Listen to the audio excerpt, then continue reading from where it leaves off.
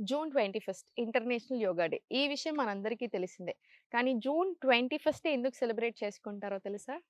Yogic ట్రెడిషన్‌లో శివని మనం బాగా నమ్ముతాం. శివ ఈస్ ద ఆది యోగి కదా!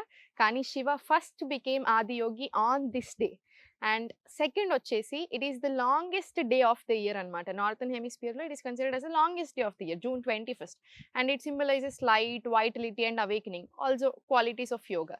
సో ఈ 2 రీజన్స్. అండ్ ఈ 2 రీజన్స్ వల్ల 21ని యోగా డే లాగా సెలబ్రేట్ చేసుకోవడం జరిగింది. అండ్ ఇంకో విషయం మన పీఎం నరేంద్ర మోడీజీ గారు 2014 యూఎన్ స్పీచ్‌లో ఇంటర్నేషనల్ యోగా డే లాగా చేద్దామని చెప్పగానే డిసెంబర్‌లో with the support of 177 countries so మన 21ని ఇంటర్నేషనల్ యోగా డే లాగా డిక్లేర్ చేశారనమాట.